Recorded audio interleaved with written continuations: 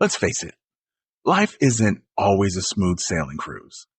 There's going to be some storms, waves, and even the occasional shipwreck.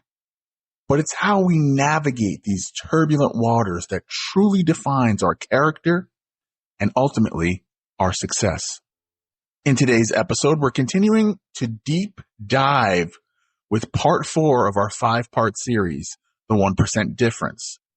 Today, we're going to talk about overcoming challenges and setbacks. So let's get started. Welcome to the Catalyst Podcast. My name is Jason, and you can find Catalyst at Facebook, YouTube, Instagram, Threads, and TikTok.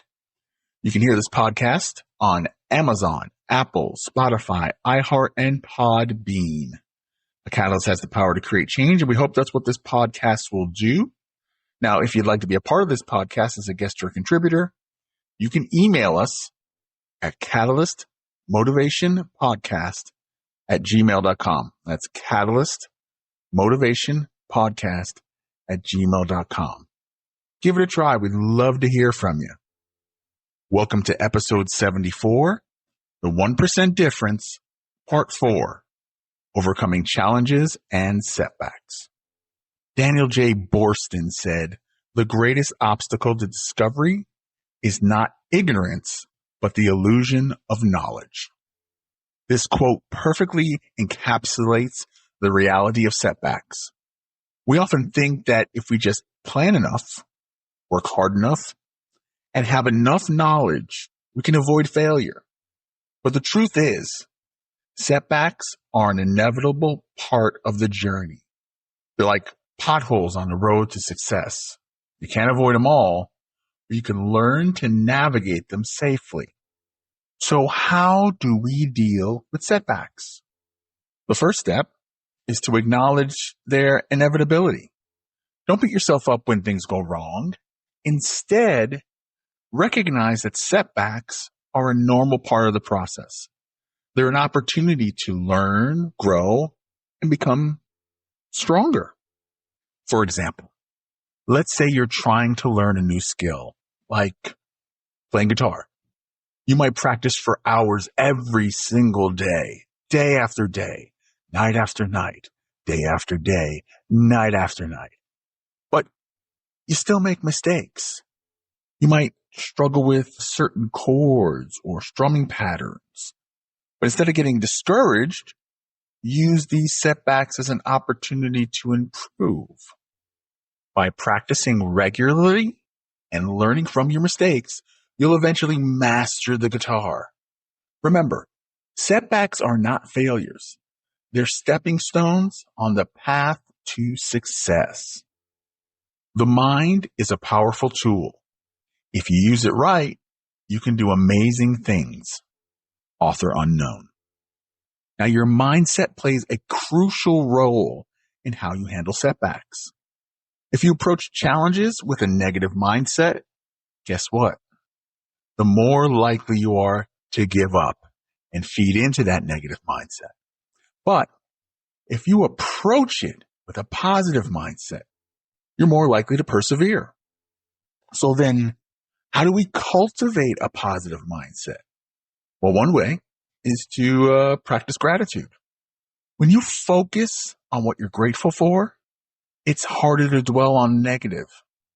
Another way is to practice self-compassion. Be kind to yourself when things don't go as planned. Stop beating yourself up. Stop it. Yes, you. Stop it. Right now.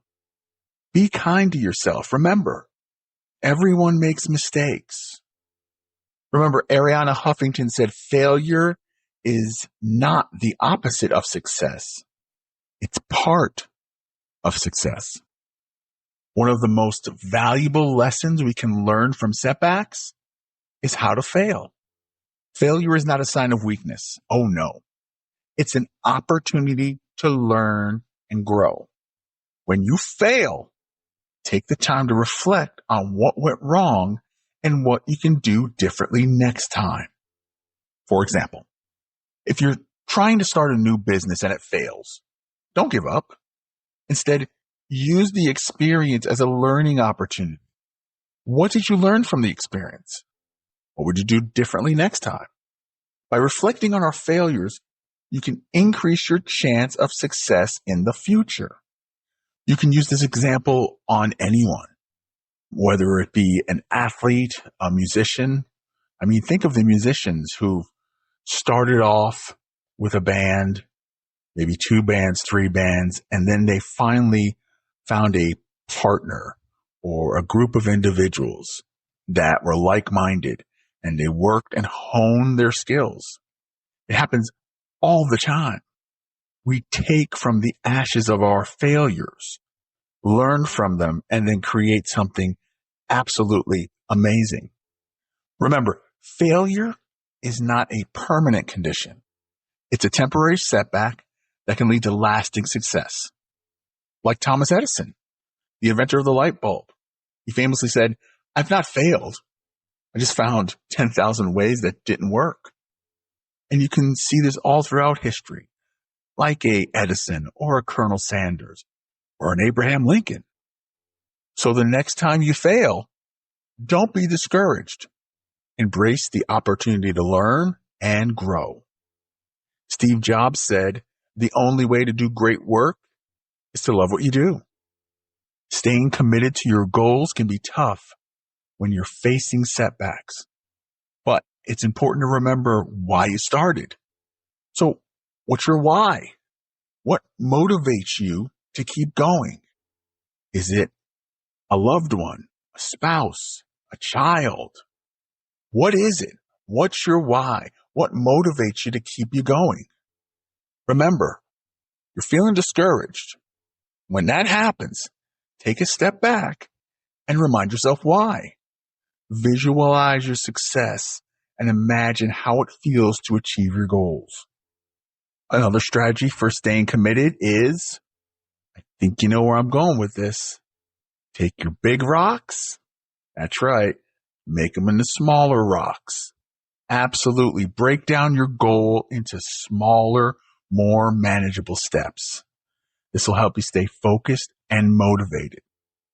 Setbacks are an inevitable part of the journey to success.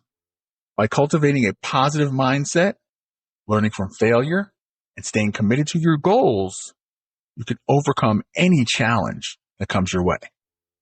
Remember, the 1% difference isn't about being perfect.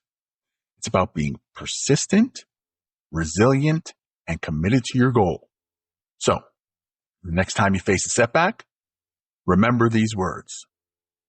This too shall pass. Okay, folks, it's that time. Time for our actionable takeaway. Grab whatever you use to write things down, whether it be a smartphone, a notepad, and I got 3 pieces for you. Let's start with number 1, right? Start a journal, journaling. Start a journal to reflect on your setbacks and successes.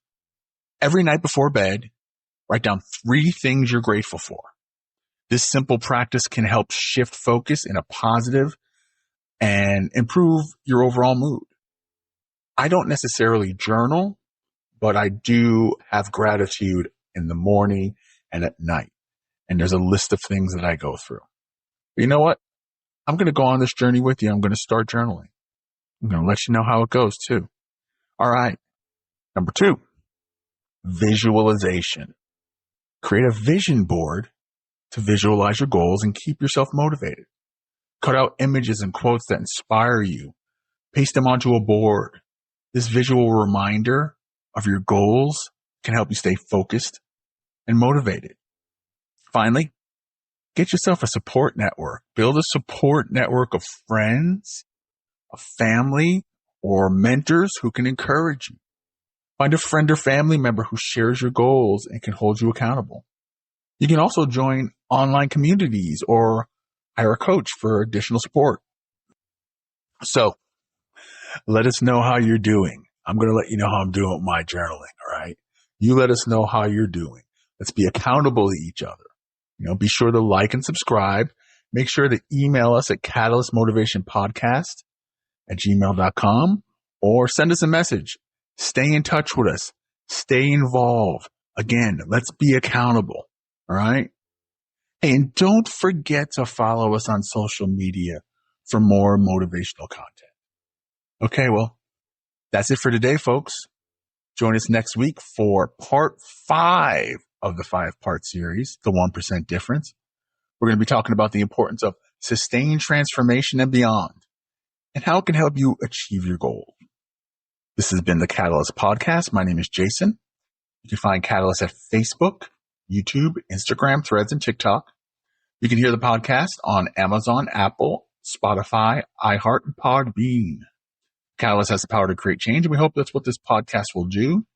Now, if you would like to be a part of this podcast as a guest or contributor, you can email us at catalystmotivationpodcast@gmail.com.